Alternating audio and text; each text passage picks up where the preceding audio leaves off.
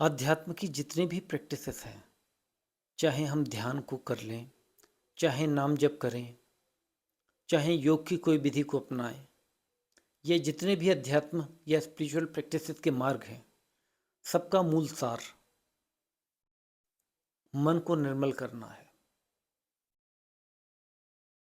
और अगर सारी स्पिरिचुअल प्रैक्टिस करने के बाद भी हम अपने मन को साफ नहीं कर पा रहे हैं, तो कोई भी विधि फिर हमारे काम नहीं आएगी।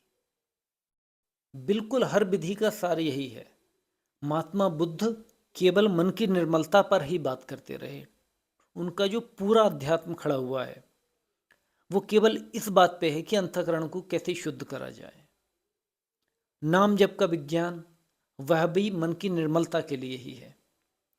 बाकी भक्ति मार्ग भी इसीलिए है कि कहीं ना कहीं भगवान में हम इतने तन्मय हो जाएं कि हम किसी भी विकार पे ना तो ध्यान दे पाएं और ना कोई विकार हमारे अंदर पैदा हो पाए।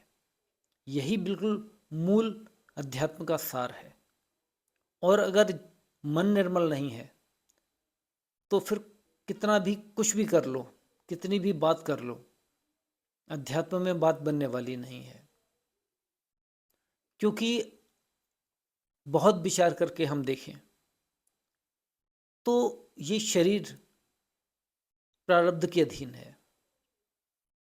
घटनाएं होंगी, चीज़ें अच्छी बुरी होंगी, लोग मिलेंगे, कुछ अच्छी बुरी बातें भी कह सकते हैं, ये हमारे हाथ में नहीं है। मगर उस पर कैसा रिएक्शन देना है, उन विचारों को कितने अंदर अपने मन के अंदर संभाल के रखना है या उनको इग्नोर करना है, यह जरूर हमारे हाथ में है। और यही सारी विधियां हैं जिसके द्वारा अध्यात्म को जाना जा सकता है। तो सबसे पहला जो भी हम जिस मार्ग से भी चल रहे हैं उसमें इस बात पे ध्यान देने की ज़रूरत है कि हमारे मन की स्थिति क्या है और वाकई सब उसकी व्याख्या है।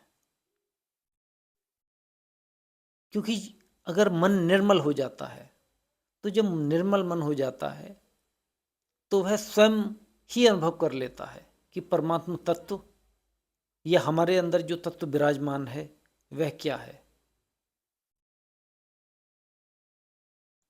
और जितनी भी बाहरी क्रियाएं हैं वो बाहरी क्रियाएं भी सिर्फ अंतःकरण को शुद्ध करने के लिए ही है। धन्यवाद।